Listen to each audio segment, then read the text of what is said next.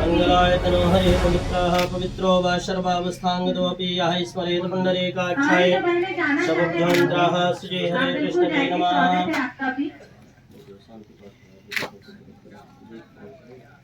ओम भूदेव देवरूपस्त्वं कर्मसाक्षी विघ्नकरो यावत् पूजां करिष्यामि तावत् त्वं स्वस्तिस्रवदः। नमो धर्माय महते नमः। कृष्णाय वेदसे ब्राह्मणेभ्यो नमस्कृत्य धर्मान् भक्षे सनातनादिलकं च महत्पुण्यं पवित्रं वा परात्मावदां हरतें लक्ष्मीः तिष्ठत्सर्वदः।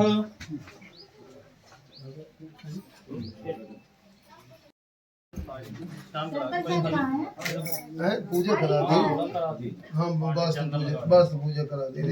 ओम नमस्तुंदाय सहस्रमूर्धये सहस्रबाहुवे सहस्रनाम्ने पुरुषाय सहस्रदे सहस्रकोटि युगधारिणे नमः। ओम स्वस्ति न इंद्रो वृधस्रवाः स्वस्ति नः पूषा विश्ववेदाः स्वस्ति नस्तार्क्ष्यो अरिष्टनेमिः स्वस्ति नो बृहस्पतिर्दधातु जगत्सभामरुतः पश्चिमातरः शुभञ्जाबानो विदधते कर्मणः तरङ्गणेभिः प्रणीयामदेव।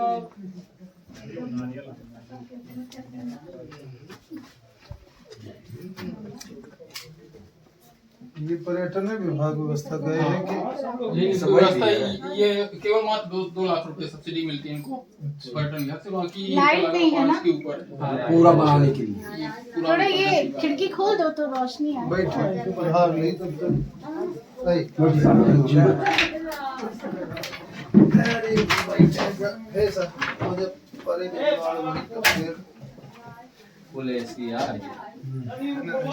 प्राकृतिक एसी नहीं, एसी डीसी दोनों है।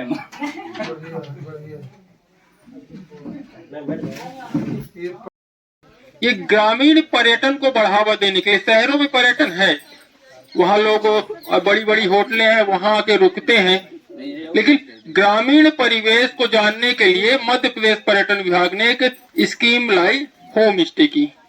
तो मध्य प्रदेश पर्यटन विभाग के सहयोग से गांव में ही हितग्राही चयन हुए जो होम स्टे बना सके। उनके नक्शे पर होम स्टे बनाए गए हैं। मध्य प्रदेश पर्यटन बोर्ड की तरफ से 2 लाख की सब्सिडी मिली है। इनमें लागत मध्य प्रदेश पर्यटन विभाग की तरफ से 5 लाख रुपए है। इसमें कोई भी अतिथि आके रुके उसका चार्ज लगेगा और उसे घर का बना हुआ ग्रामीण परिवेश का चूल्हे का बना हुआ भोजन उपलब्ध कराया जाएगा। धन्यवाद। प्राकृतिक रूप से उसमें कुछ करना नहीं पड़ता। जैसे आप लोग बहुत सी हमारी बहनें जानती होंगी कि जो एक पसई का चावल होता है ना, जिसको आप लोग हर छठ में खाते हैं, उसमें कुछ करना नहीं पड़ता, अपने आप उगता है, वो प्राकृतिक धान कहलाता है। इसी तरह अरहर है, अरहर को भी बहुत ज्यादा देखभाल। अब समिति बना करके कैसे आप उद्यमी हो सकते हैं, कैसे गांव में रह करके, जैसे भी पलायन बहुत ज्यादा होता है, बोले गांव में कमाई नहीं इसलिए कहाँ भागना है, बंबई भागना है, सूरत भागना है, इंदौर भागना है, तो ये चीजें ना हो। गांव में अगर हमारे रोजगार का साधन बन जाता है हमारे ही आसपास उपलब्ध संसाधनों से, तो निश्चित रूप से पलायन भी रुकता है। हम कहीं जाते नहीं, गांव में 2 पैसे मिलते हैं तो हम क्यों कहीं जाएंगे। तो इन सब के लिए ये लोग निरंतर, हम भी प्रयत्नशील रहते हैं कि भाई ऐसे कुछ तकनीकें विकसित की जा सके।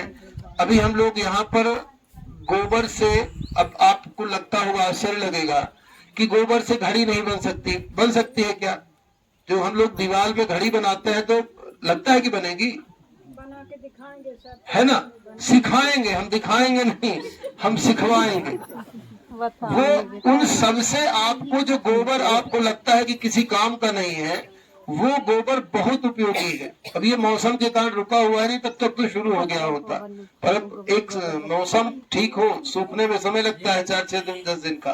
तो ऐसे जितने भी चीजें हो सकती हैं वो हम सब लोग केवल बसावन मामा गौवंश वन विहार नहीं, बल्कि ये जो लोग काम कर रहे हैं, ग्राम सुधार समिति है और भी जो लोग काम कर रहे हैं, इनके सहयोग से हर गांव में हम लोग का प्रयास रहेगा।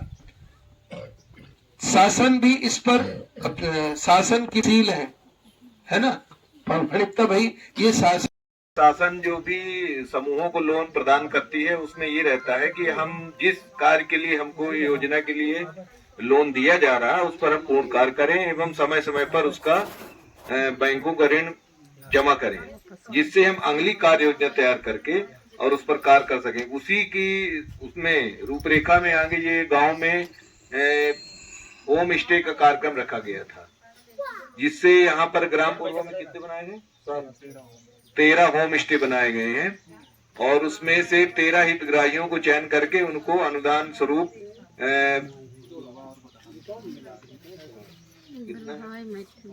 अनुदान कितना 2% स्वयं उसको हितग्राही को लगाना पड़ता है और 40% अनुदान प्राप्त होता है और उसको संचालन की व्यवस्था उन्हीं की रहती है जिनके द्वारा बनाया जाता है।